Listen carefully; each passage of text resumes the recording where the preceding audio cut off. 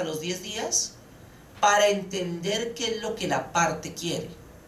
Entender qué es lo que la parte quiere no quiere decir darle la razón a la parte, pero puede entenderlo. ¿Qué pasa en un proceso civil? Si la demanda no cumple requisitos formales, el juez inadmite, y si usted no cumple, rechaza. En la tutela no puede ser igual.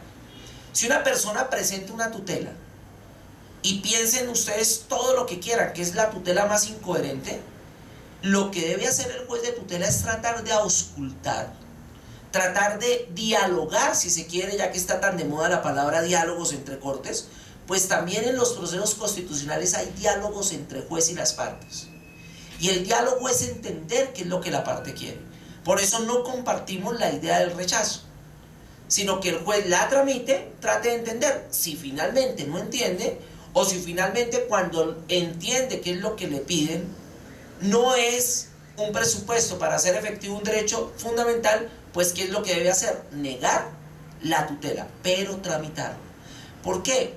Porque en este caso, rechazarle a una persona por no corregir una determinada falencia formal puede significar vulnerarle el acceso a la justicia, y no solamente el acceso a la justicia, sino posiblemente directamente un derecho fundamental.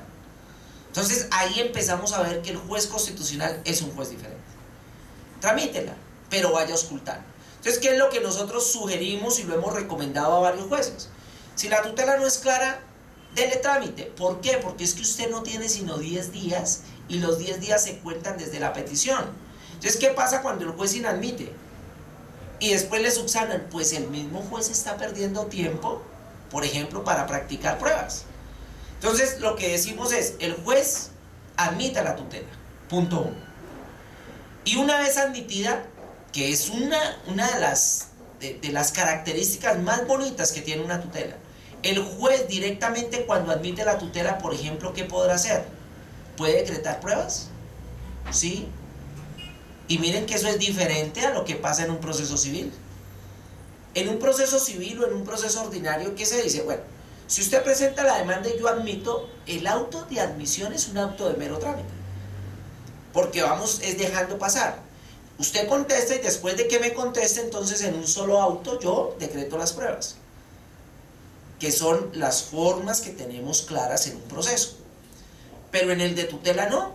Si el juez ve que hay una prueba clara que le sirve para esclarecer los hechos, y de entrada lo sabe, pues cuando admite la tutela de una vez puede decir, mire, libre ese oficio a tal entidad para que me envíe un documento, y lo hace directamente en el auto que admite.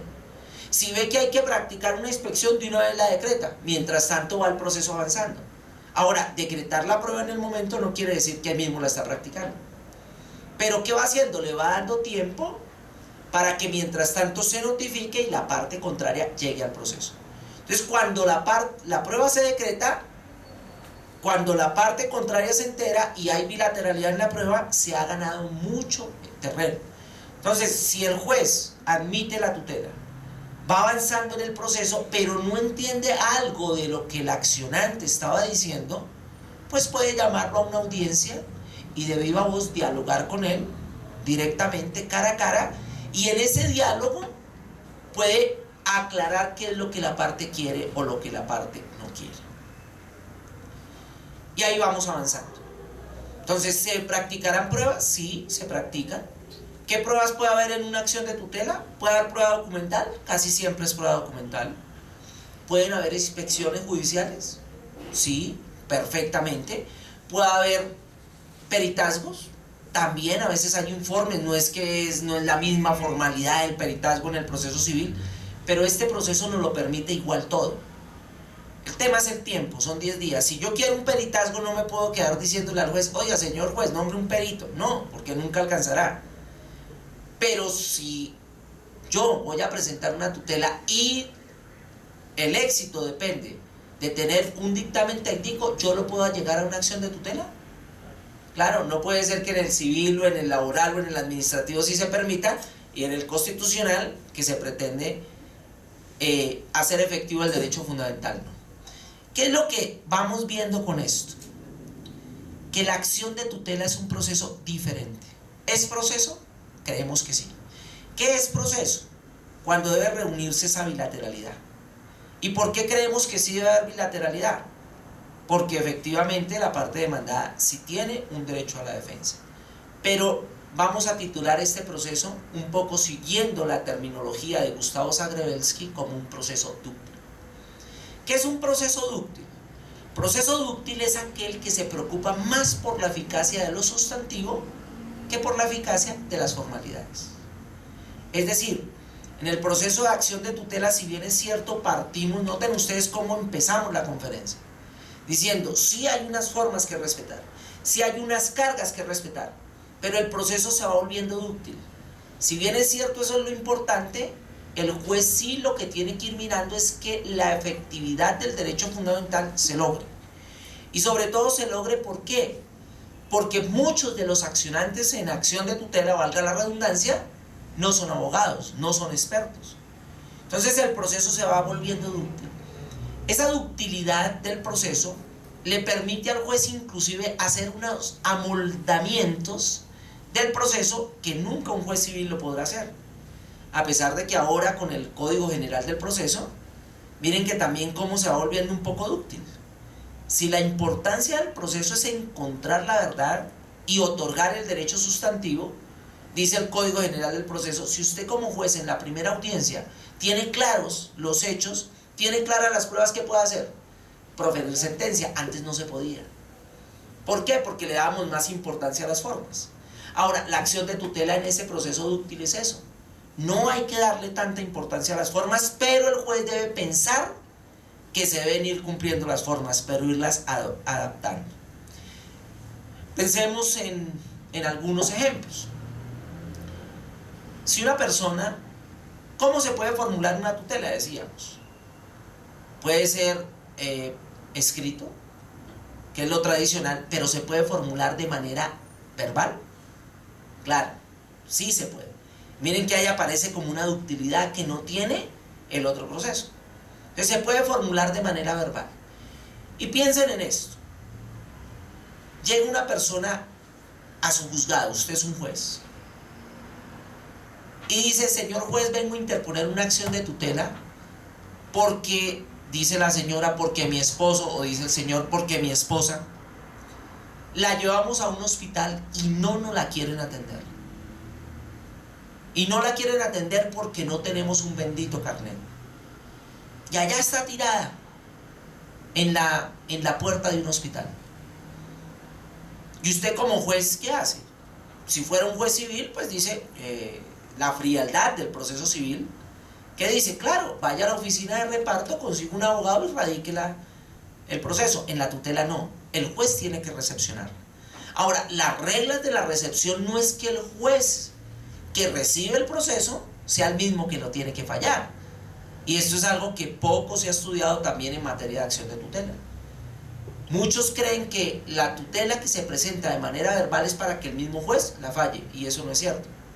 Y de hecho ya han sancionado a varios jueces, porque eso implicaría que se manipulara la competencia. Entonces yo tengo un juez amigo y toda tutela que me llegue hoy la presento donde mi amigo. Y así ha pasado.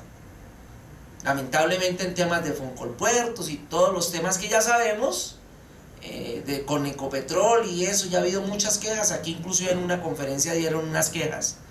En algún tema se ha acudido a esa figura. Entonces la regla es que usted como juez recepciona, pero remite a reparto para que el reparto determine qué juez es el que conoce. Pero miren la ductilidad que hace, a esa regla se puede romper en un momento dado. ¿Y cuándo se rompe?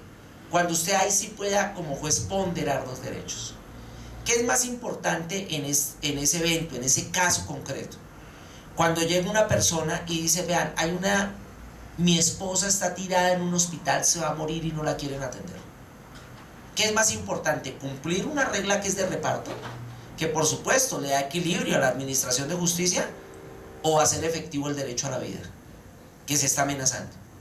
Es decir, digámoslo en la ponderación como yo siempre lo explico.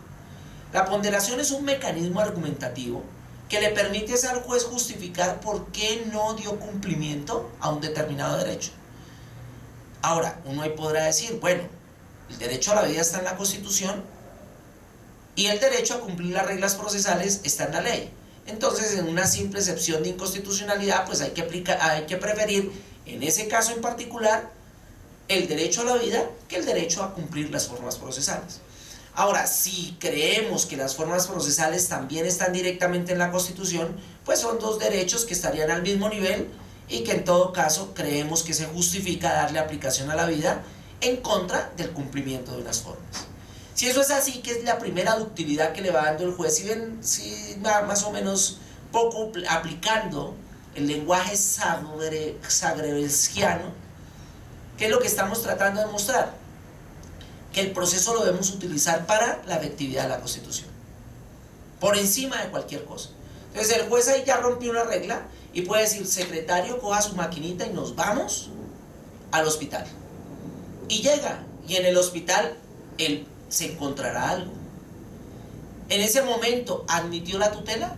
No, el afán, la rapidez no le permitió ni siquiera decir: aboco el conocimiento de la tutela, sino el juez de una vez le dice: secretario, nos vamos ya al hospital. Llega al hospital y ve el escenario, algo tendrá que ver.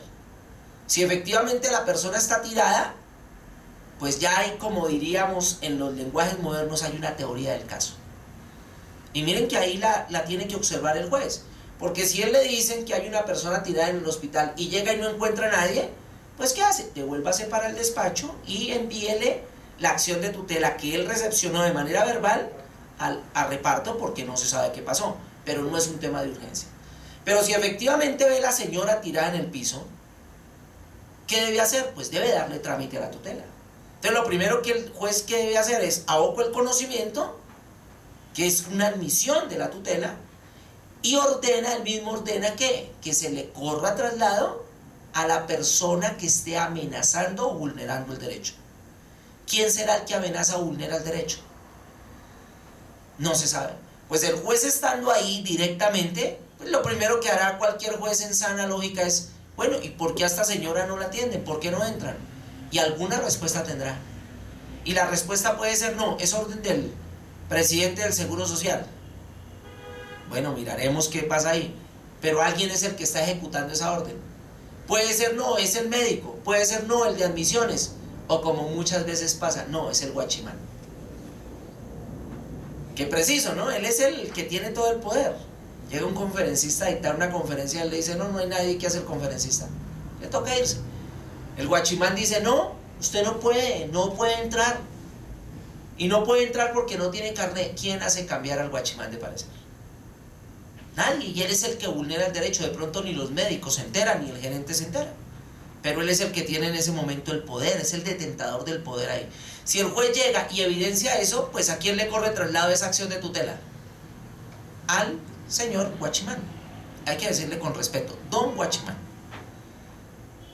Tiene que el juez entonces, imagínense en que, claro, cualquier persona acusa al Seguro Social o a la Caja de Previsión o a la EPS de vulnerar el derecho fundamental. Pues el juez no puede acudir en ese momento a quién es, sino es el que mira quién es el que está vulnerando el derecho fundamental, y el juez lo que debe tratar es de remover el obstáculo que atenta contra el derecho fundamental. ¿A quién le correrá traslado en ese momento? Pues al señor guachimán. Y él algo tendrá que decir. Y si cuando le corre traslado, miren qué está haciendo: abocó el conocimiento, que es admisión. Cuando le corre traslado lo está notificando personalmente. Ven que se van cumpliendo reglas, pero el juez las amolda al caso concreto. Le da el derecho de contradicción porque le tiene que dar la oportunidad de defenderse en el momento. Después de eso, el juez, decíamos, tiene que fallar con fundamento en una prueba. ¿Será que en ese caso hay prueba? Pues es evidente, ¿no? Es que está directamente el juez en inspección judicial. Entonces, de la inspección judicial en la que está, obtiene la prueba directa. Posiblemente algunas de las personas que están ahí, el juez les va a preguntar, son testimonios, y van a decir si efectivamente la señora llegó y no la quieren dejar entrar, no la quieren atender. Con esa prueba puede perfectamente fallar. Y miren, todo lo hace, pero hay que tener cuidado de que en lo posible eso se cumpla. Se cumpla. Y se cumpla para darle efectividad al derecho fundamental. Eso es lo que nosotros denominamos derecho, proceso dúctil. Proceso que rompa la regla rígida procesal para darle eficacia a la Constitución. Y finalmente, en ese proceso dúctil, hay muchos casos donde ustedes saben que el juez de oficio puede convocar a otra persona, que también es un poco una novedad. El juez también puede encontrar el demandado diferente al que le señalan. Claro que algunos dirán, eso no es tan alejado porque en el derecho procesal civil también existen los litis consortes, y si el litis consorte es necesario, pues hacemos lo mismo, ¿no?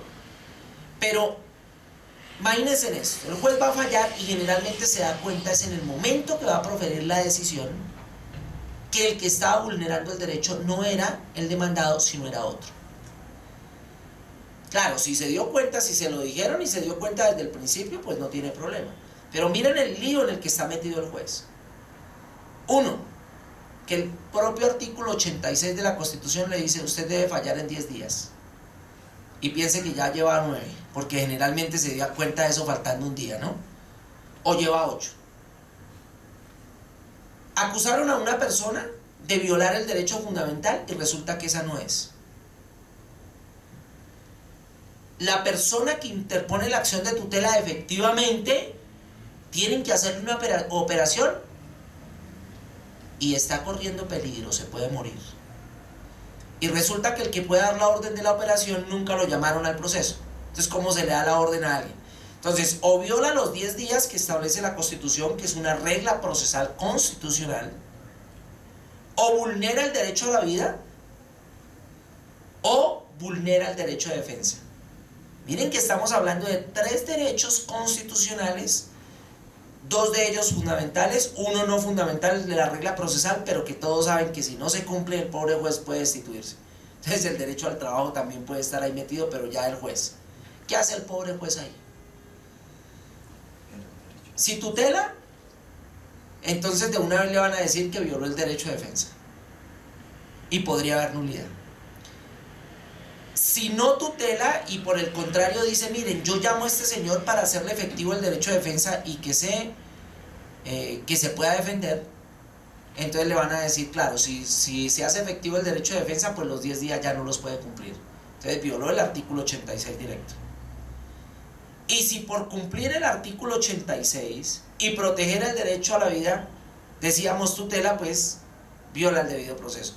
O de pronto el juez va a decir, miren, aquí no hay posibilidad, yo no puedo, me dijeron que era aquí el señor el que vulneró el derecho, pero nunca fue él, sino fue allá el otro señor, y él llega, yo no le puedo tutelar. Entonces un juez podrá decir, miren, aquí no se probó nada, y simplemente no tutelo, y la persona se puede morir, porque no la opera.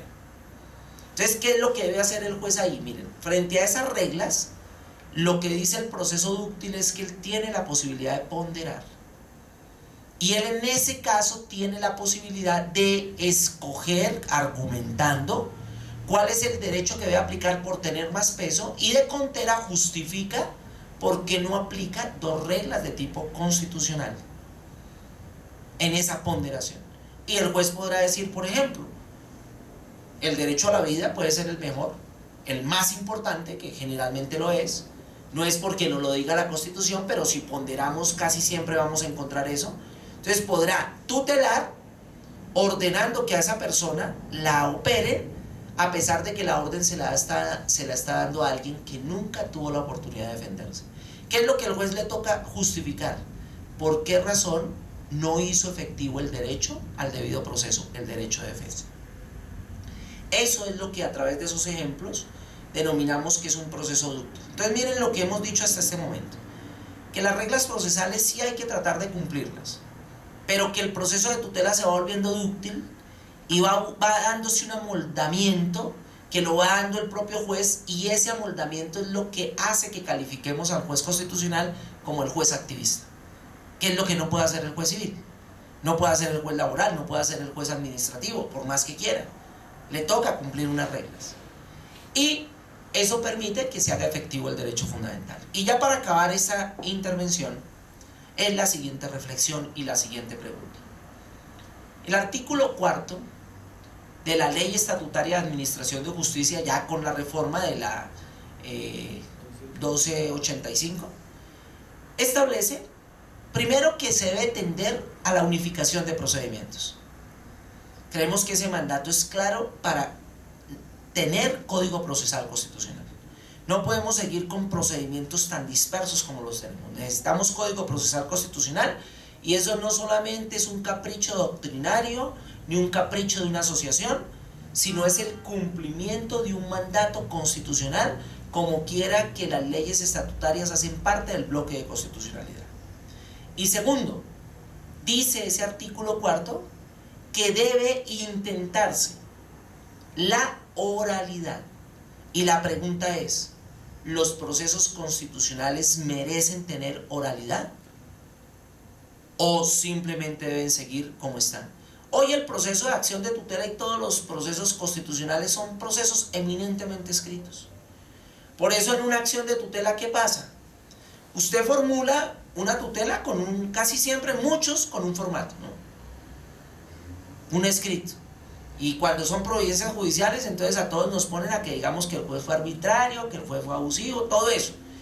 Y cualquiera que nos revise una tutela, si no ponemos eso, nos regaña, ¿cierto? Nos dice, usted no sabe derecho por no poner que fue arbitrario porque la va a perder. Los que contestan, entre más vulnerantes de los derechos sean, con más formatos contestan. Entonces, ¿cómo contesta cualquier entidad? ¿Cómo contestaba Acción Social? Mandaba un mamotreto de 300 hojas. Dígame, ¿en qué juez puede leer en 7 días, si es que le ha rendido, 300 hojas? Pues no se las leen. Y finalmente, ¿quién resuelve la tutela? No la resuelve el juez. ¿Quién la resuelve? El judicante, ¿no? Porque los judicantes los están llamando los jueces para que resuelvan esas tutelas. O sea, ese tema de que todos los jueces se constitucionalizaron y que todos son constitucionales, no es cierto. Muchos, y averigüen donde llaman judicantes y pregunten qué ponen a hacer a los judicantes, y verán que se sorprenderán, que los ponen a resolver tutelas. Para eso son. O sea, entre menos sepa usted de derecho, más tutelas le van a poner. Y eso creemos que no debe ser así. El derecho constitucional es de mucho respeto, y si queremos que realmente los derechos sean en serio, tienen que resolverse por los jueces, y ojalá por los jueces que tengan la capacidad de resolverlos. Entonces, la oralidad creemos que sí debe estar. Es más, en la justicia constitucional, que es la justicia cara a cara, que es la justicia menos técnica, por lo menos en teoría, que todos buscamos, pues lo mínimo que exige es que el juez a usted le pueda resolver en una audiencia. ¿Eso para qué nos va a servir? Para que los formatos fríos no sean los que decidan los conflictos sobre derechos fundamentales. Claro, ¿cómo lo planteamos nosotros? Similar a cómo está la oralidad en el proceso ordinario. Una primera fase escrita y una segunda fase oral. La fase escrita, ¿cómo? Pues usted formula su acción de tutela como está, el juez la admite y le corre traslado para que usted conteste. Pero que en el mismo auto que aboca el conocimiento de una vez señale fecha y hora para la audiencia. Que esté dentro de los 10 días, si quieren el último día. Pero que el juez de una vez diga cómo lo va a hacer. ¿Qué juez se puede organizar así? Cuando solo conozca temas constitucionales. Si el juez está con el revuelto del ordinario y lo constitucional, de pronto termina yendo de los términos y termina de patitas en la calle. Entonces, de una vez señale. Y cuando lleguemos a esa audiencia, ¿para qué es? Uno, para que las partes de viva voz puedan pedir lo que realmente quieren, y no sean los formatos los que manden la parada. Y segundo, lo más importante de todos, que se garantice que el que va a resolver ese problema no es el judicante, ni es el sustanciador, ni es el secretario, sino es el juez. Es que los jueces son los que tienen que resolver. ¿Cómo se nos ocurre en este país permitir que judicantes traten lo más importante que tenemos en un Estado constitucional, que son los derechos fundamentales? Eso lo que demuestra es un irrespeto sistemático por los derechos fundamentales de las personas. Entonces, en esa audiencia, una vez llegamos, ¿qué es lo que se va a surtir?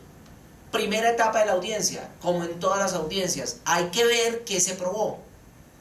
Porque tenemos que partir, o hay una prueba, hay una presunción. Si efectivamente le vulneraron el derecho fundamental, porque si solamente era lo que aguantaba el papel, pues el juez ya la va teniendo clara. Si no hay prueba, pues el juez ya va sabiendo, y miren que lo va sabiendo, no leyendo formatos. Entonces le va a decir a las partes, bueno, ¿cómo se prueba? Ah, que es que a mí no me están tutelando, no me quisieron contestar y me violan el derecho de petición.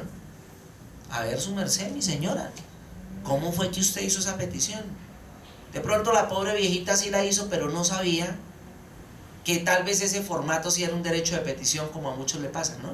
Que si han visto lo que hay en las entidades, que dice uno, es que no me ha contestado el derecho de petición, y dicen, no, usted nunca formuló derecho de petición. ¿Cómo que no? No, eso es un formato. Los formatos son peticiones. En otros casos dicen, no, es que eso no es un derecho de petición. ¿Y por qué no? Porque usted nunca me dijo que era el artículo 23 de la Constitución. No importa, no hay que mencionar la norma.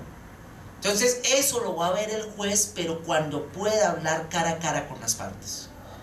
Entonces está la prueba y después se le da la oportunidad a las dos partes para que presenten sus argumentos de conclusión. No alegatos, porque los abogados no alegamos, los abogados argumentamos.